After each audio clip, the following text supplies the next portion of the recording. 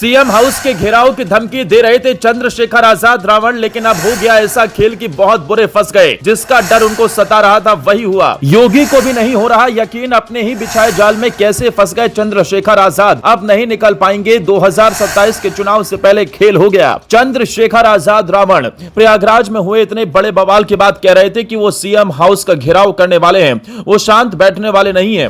बिहार चुनाव में भी उनके पहुंचने की खबर सामने आ रही थी। हर किसी को लग रहा था कि चंद्रशेखर आजाद रावण वहां भी कुछ बड़ा करने की तैयारी में है, मगर उन्हें एक ऐसा झटका लगा है जिसके बारे में उन्होंने सपने में भी नहीं सोचा था।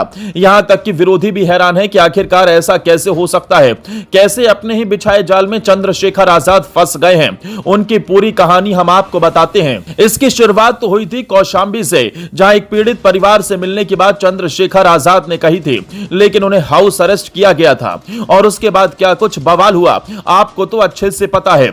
योगी आदित्यनाथ ने क्या एक्शन लिया ये भी पता है। योगी ने कह दिया था कि किसी भी उपद्रवी को छोड़ा नहीं जाएगा, और जो कुछ उन्होंने कहा था वही हुआ है।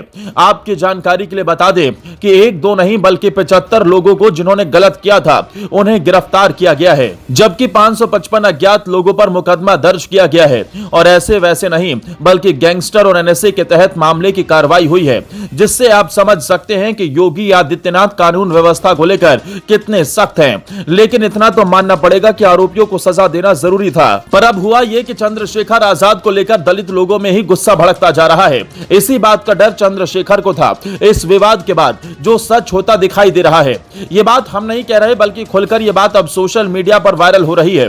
जानकारी के लिए बता दें, दैनिक भास्कर ने एक पड़ताल की जिसमें जिन लोगों के परिवार के बच्चे जेल में गए हैं वो कह रहे हैं कि चंद्रशेखर आजाद की नेतागिरी की वजह से उनके बच्चे जेल पहुंच गए। मतलब इसका यही है कि दलितों के परिवार के लोग चंद्रशेखर आजाद से नाराज है। इसका नुकसान न सिर्फ चुनाव में उन्हें हो सकता है बल्कि एक भरोसा टूटने वाली बात भी नजर आ रही है। अगर दलित परिवार चंद्रशेखर आजाद पर भरोसा नहीं करेगा, उनके खिलाफ खड़ा हो जाएगा, तो फिर उनकी सियासत ही खत्म हो जाएगी, क्योंकि उनकी पूरी सियासत ही दलित और गरीबों के इर्द गिर्द घूमती रहती है। मगर जो कुछ मामला प्रयागराज में हुआ है वो चंद्रशेखर आजाद के किए कराए पर पानी फेर सकता है। योगी आदित्यनाथ तो हमेशा से एक्शन लेने के लिए जाने जाते हैं। जिस तरीके से पुलिस की गाड़ियों में तोड़फोड़ की गई थी, सार्वजनिक संपत्ति को नुकसान पहुंचाया गया था, उसके बाद से तो पुलिस ने ठान लिया था कि किसी को भी छोड़ना नहीं है। मगर इसकी कीमत दलित परिवार के बच्चों को चुकानी पड़ रही है जो बहकावे में आए। दैनिक भास्कर की पड़ताल में करछना के अकोड़ा के लोगों ने बताया कि सिर्फ यही नहीं,